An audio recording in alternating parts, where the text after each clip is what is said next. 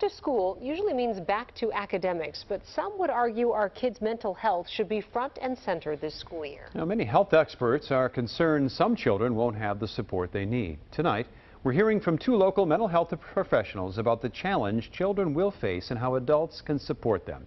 Here's Fox 9's Amy Hockert.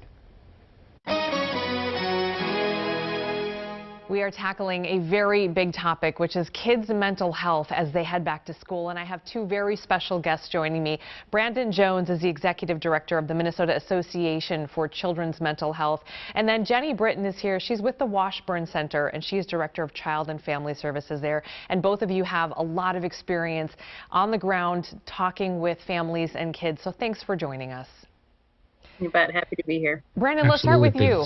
What do you think this school year is going to look like from a mental health perspective for these kids?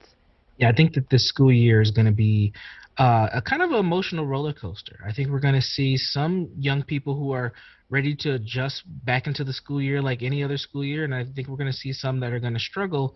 And I think that the ones that are going to struggle, it's going to be a little bit different than what we've seen in the past. Socialization has been impacted for many youth over the last 2 school years. Engaging into new school environments is going to be important, right? Your school might not look the same, or you may be going from 6th grade to 7th grade or middle school to elementary or high school, and that's going to have an impact on how youth adjust. Jenny, how about you? What do you think? You know, when I think about this a lot and wonder how do we prepare. And I think to Brandon's point, we don't really know what it looks like. I think we should expect that kids will feel happy, sad, worried, angry, not quite sure. I feel like we should be prepared for all of the kind of behaviors or reactions you could imagine to be present because we don't quite know.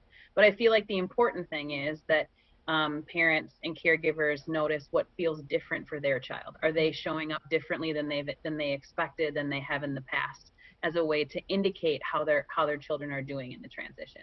So both of you, I'm curious if and when these behaviors start to manifest in ways that maybe aren't so desirable, if there's tantrums and if there's slamming doors and just behavior that parents are thinking, oh boy, something is going on here. How should parents react to that? Jenny, I'll start with you. Sure. I would say that behavior is an indicator of something. And so I believe that leading with curiosity is a really important way to help our community through this transition. So being curious to say, you showed up differently than I expected, or I'm noticing that you're holding some tension in your body. How are you doing?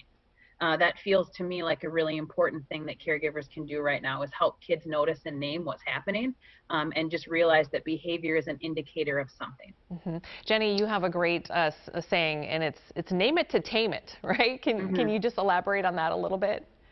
Yeah, there's some great research. Daniel Siegel has this great term called name it to tame it. And so they talk really about when we get to name what's happening, we tame some of the emotions. Being able to pair words or like in my body, I feel mad and hot, even if it's not a feeling word, naming what you're experiencing can help tame the reaction. It provides, we're naming what's happening, we're holding it, and it can really help us feel better. Brandon, how about you? What are your thoughts on if these behaviors start showing up at home or at school or anywhere else? Absolutely. I have my own thing too, grace and space. So one thing about young people is that they don't always communicate directly what's going on, and it may take some time to process. So you have to give yourself a little bit of grace and give them some grace so they can get to that point where they can articulate what is going on with them. And then also space, and that can be hard because parents want to know. They want to know what's going on with my young person, what's happening. And sometimes they need just space to figure that out, and you have to have the patience to be there for them when they get to that point. But also for yourself as well. A lot of parents blame themselves because of the things that their young person goes through, and you have to be patient. This is about the emotional development of young people. It's not about blame or shame. Brandon, I want to ask you about the school setting specifically. You've had so much experience working in schools. Are these schools ready to support these kids? And if not, what can parents do to sort of close that gap? Yeah. I don't want to throw all schools under the bus, but I don't think that they're ready because they weren't ready before the pandemic. And I don't know if they're going to be 100% ready now. But what I will say, they're as best as equipped as they can be with what they are given. And that's what's important. We don't know what is going to happen. It's unforeseen. We don't know what's going to happen with young people. So I think schools are doing the best that they can. But the most important part is as parents and caregivers, we have to engage with the schools, stay in the know, call teachers and administrators if you need to, show up, participate when asked. That's what's going to be important, to make sure that if your child's school isn't ready, at least they know that there's a parent or caregiver that cares, so that they kind of get them in gear and to support the young people that attend the school.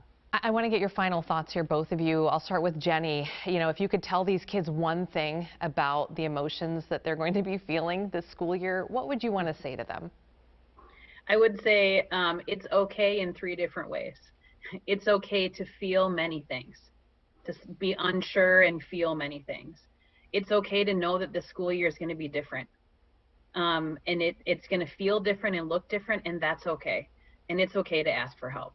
I feel like those are 3 really important things, and I know you said 1, but I feel like it's okay is the overarching message of, like, however this plays out, it's okay, you'll be okay. You've got people around you to help you through. Yeah, reach out. And Brandon, anything to add there? No, I think I think we nailed it with that one. Jenny was on point. Yeah. You definitely have to name it, and you just need to be patient. I think that's one of the biggest things that we can do, is be patient. Mental health affects youth differently, even in the same home. So sometimes you just have to adjust to what a young person needs, and for yourself not to lose it. All right. Brandon Jones, Jenny Britton, thank you so much for joining us. We appreciate it.